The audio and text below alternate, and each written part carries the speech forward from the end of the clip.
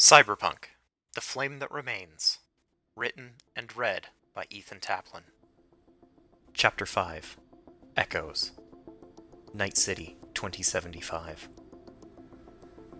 It was a rogue AI, probably left behind when the old net fractured. Nothing but a digital echo, really. Arasaka had a netrunner trying to capture it, but I'm pretty sure the AI had started to infect him. He wasn't going to log out alive, even if I hadn't zapped him. Sophie sat back in her chair opposite Biteback's desk as she gave her report. She lifted the glass of liquor that Biteback had poured earlier and swallowed it in one draft.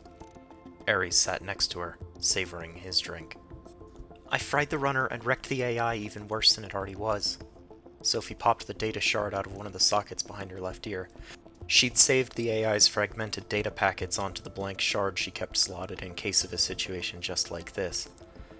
It was only a minor inconvenience to have to drop out of virtual reality to slot a shard, but it was an inconvenience she chose to avoid. She placed the shard on the table in front of Backbite. Nothing about the small chip indicated that it carried the remains of a dangerous AI. Do I have to worry about Arasaka breathing down my neck? Backbite asked. Her eyes flicked to the shard for a moment before returning to Sophie. I don't think so. I made sure the AI wasn't emitting any signals after I tore it up. They'll probably figure it's what zeroed their runner and burned itself out in the process. Happens all the time with fragments like this. Good. Backbite smiled. She poured herself another serving of the whiskey and raised the glass in a toast before draining it. Get out of here. Get back to work or whatever you're usually up to at this time of night. Sophie rose from her seat. She set her empty glass on the table, hesitating for a moment before reaching toward the data shard. When Biteback made no move to stop her, Sophie pocketed the chip and turned to follow Ares out. They returned to the atrium, where Sophie leaned against the railing atop the short concrete wall that divided the walkways from the open air of the building's hollow center. Good work, Ares said, patting Sophie on the shoulder as he leaned back against the railing next to her. She looked to see his eyes purposefully scanning the crowds. He was still on duty after all. Nah, that was nothing. Exasperation dripped from Ares' voice.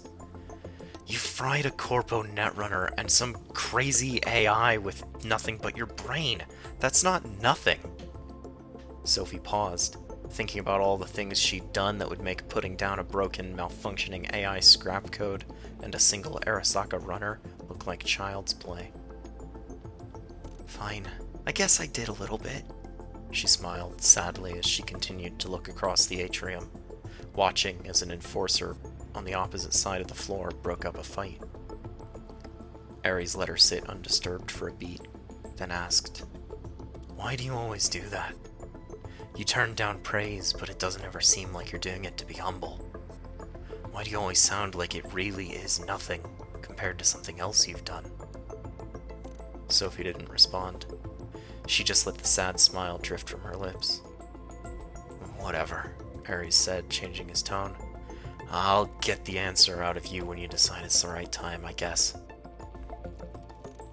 I'm off duty in 30. Do you want to grab a bite? Sophie turned around, mirroring his pose and leaning backwards against the railing. She made an exaggerated show of considering the offer. Sure. The usual. They ate at Sizzle and Slurp, a food stall set up in H5's shadow.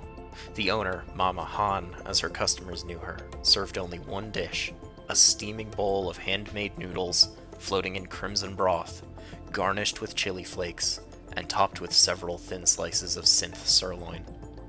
The flavor was rich and spicy, making Sophie's nose run and her face grow flushed. Ares grinned as he lifted his chopsticks to his mouth. This was his favorite place to eat in all of Night City. There was never a crowd this late at night, and Mama Han always had her customers' food ready within 90 seconds.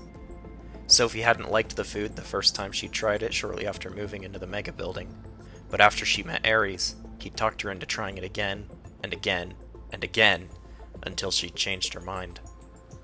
Sophie never asked for hers to be spicier than it already was, but Ares always did.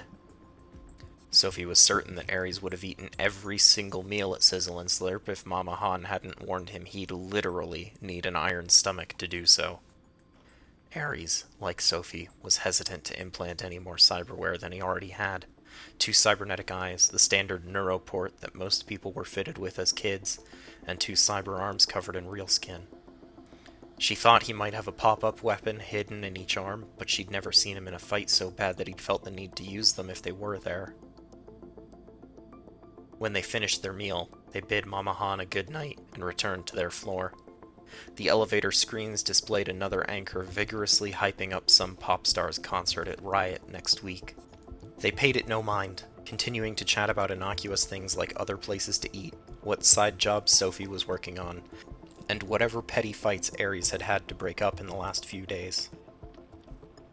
When the elevator doors opened, they went their separate ways, neither paying attention as the news anchor began reporting further on the biotechnical lab explosion earlier in the evening. Sophie sat at her desk, staring into fragmented lines of code as they scrambled across the trio of monitors. She was trying to learn everything she could from the rogue AI she'd tackled earlier, but its information had been sundered so thoroughly between the damage it had sustained during the crash of the old net and what she'd done a few hours ago, it didn't seem that her efforts would bear fruit. Could always comb through it in cyberspace, she thought, but looking at the empty tub, she thought better of it. She was growing tired and didn't feel like leaving home again, even if she'd only have to go 1 floor up for ice. Instead, Sophie decided it would be best to sleep for now. She booted up the security program that would alert her to anything spotted in Night City matching her hidden suit of armor, and left it to run as she tossed her clothes into the laundry machine and collapsed into bed. She pulled a blanket over her shoulders and thought commanded the room to darken. The lights flipped off, and the mechanical shutters slid down over the window, cutting Sophie off from the rest of the city.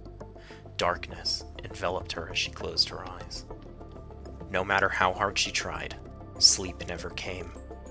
After an hour of searching for rest, Sophie decided that it just wasn't going to happen. She rose from the bed, grabbed her clothes from the still-open laundry machine, and entered the hallway. She returned 10 minutes later with a large cooler, filled to the brim with frozen cubes, and carried by an off-duty member of Ares' Stray Eyes, who had happened to be nearby. He dumped the ice into the tub, grumbling about it being way too late for this, then left with the cooler in tow. Sophie used a thought command to bring the monitors above the tub to life as she began plugging various wires into their proper places in the ports situated at the base of her skull. She locked the door with another thought as she tossed her clothes back into the laundry and braced herself for the cold. She lowered herself into the tub of ice, shifting the cubes around so that they covered her and would disperse heat evenly. She rested her head on the edge of the tub as she closed her eyes and dove into the colorful world within. Cyberspace flowed into her, invisible brushstrokes pulling a painted landscape into existence. Her data fortress was strikingly different to the Hound's. It was a serene forest. Snow dusted the trees and fell across the surface of a frozen lake. She had constructed it on an unused server with Matthew's help. He'd helped her set up the hardware and took to looking after it just as carefully as the rest. She'd set up everything else, coating the server in black ice to keep out anyone who tried to peek inside, and fine-tuning the fortress to her liking. Matthew had received a tidy sum for his help, and she gave him a steep discount every time he came to her with work. Inside the forest, Sophie felt closer to home than anywhere else. She could feel the simulated cold on her skin, though she knew her body temperature would start to climb rapidly before long back in meat space. She stood on the lake shore and accessed the shard with the remains of the AI on it. The ruined data fragments sprung into existence around her, some forming incoherent messes of overlapping objects and missing textures. Others formed legible tablets of digital stone inscribed with information. Another fragment formed a silver doorway. It stood at the edge of the lake, a portal into another reality unlike the forest around her, a pitch-dark void, devoid of life, devoid of light, calling to her. Sophie scanned the salvageable text on the stone tablets, finding little of interest. The AI had been called Intellect Mask 13, but its intended purpose, creators, and the corp it belonged to had all been so thoroughly shredded that she could find no meaning in the bits and pieces that were left. She turned to the silver doorway, approaching slowly. Her avatar flickered at the edges, something she experienced only under intense neural stress, but she felt fine. No lag, no pressure spike, no reason to hesitate. Her fingers brushed the edge of the frame. A spark. Barely perceptible, like a lock clicking into place somewhere distant and buried. Something tugged at her mind, a ghost whispering in her ear, warning her to turn back. She stepped through the door. Rain drummed against the warehouse roof. A few blocks to the north, the flaming ruins of a biotechnical laboratory churned plumes of black smoke into the night sky. The scent of burning chemicals still clung to their clothes. 4 figures occupied the dark warehouse. The only lights were a small screen and a single cigarette.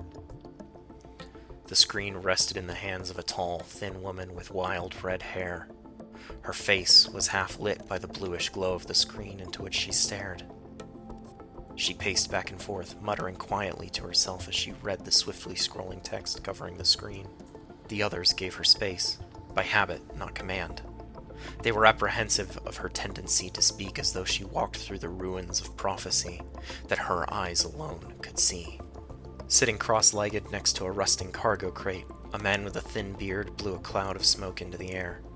On the ground before him lay a rifle, disassembled and meticulously organized across a dark cloth handkerchief. The man cleaned the weapon, illuminated only by the orange glow of his cigarette, and when every piece was spotless, he reassembled it expertly, as though he had done so 10,000 times before. Atop the cargo crate was the youngest of the 4 siblings. He crouched above the smoking warrior, eyes closed, with his empty hands suspended in the air, fingers twitching faintly, as though he were manipulating a control unit. Finally, the 4th figure, a dark-haired woman with even darker eyes, leaned against a concrete pillar. Her dark jacket was open, revealing the armored bodysuit she wore beneath. She stared out a broken window on the north wall of the warehouse, watching the flickering of flame against the clouded night sky. "Status?" The dark-haired woman spoke quietly, her voice dripping with authority. The younger of the 2 men responded to her. "Stage 1 is clean. Not a trace left that wasn't meant to be found. They'll think it was nothing but a casualty of war between the booster gangs. Unless the fire suppression logs survived." The bearded man slid the final piece of his weapon back into place. "They didn't. Biotechnica's system integrity dropped below 70% before the cascade finished. If they had backups, there'll be nothing but slag now." The younger man's eyes were still closed as he presented this information, projecting a series of visuals to his friends by their interpersonal network. As her eyes flickered with orange light indicating her reception of the files, the red-haired woman stopped pacing. "And yet, the wind shifts. Ash on the breeze portends a reckoning." The bearded man took another pull on his cigarette. "We were ghosts. If they come blind." His words were laced with clouds of smoke. "Ghosts leave echoes. Echoes attract ears." Their leader stepped forward from her place in the shadows, placing her hand on her sister's shoulder. "That's enough. Save your riddles for the debrief. We need to prep for stage 2. On top of the cargo crate, the youngest of them still flicked his fingers across unseen controls. "Recompiling node maps now. The secondary entrance still scans green." The elder brother clicked a magazine into his weapon. "Ammo topped, armor's clean. I'm good to go." "The hour approaches, and with it..." The red-headed woman looked down as the screen in her hands flashed red, and they all received a message. Prosopon.aic. High priority. Bifrost protocol activated. Logon detected. User alias Nornir. User biometric and cybernetic footprint analysis complete. User Nornir equals subject 13 equals Sophie equals Agent Muspelheim. And with it, an unexpected visitor. Alfheim's voice dropped to a whisper, as she completed her thought. She smiled faintly. The flame yet burns. Biotechnica can wait, Asgard grinned, mirrored by her brothers. It's time we stoke the fire.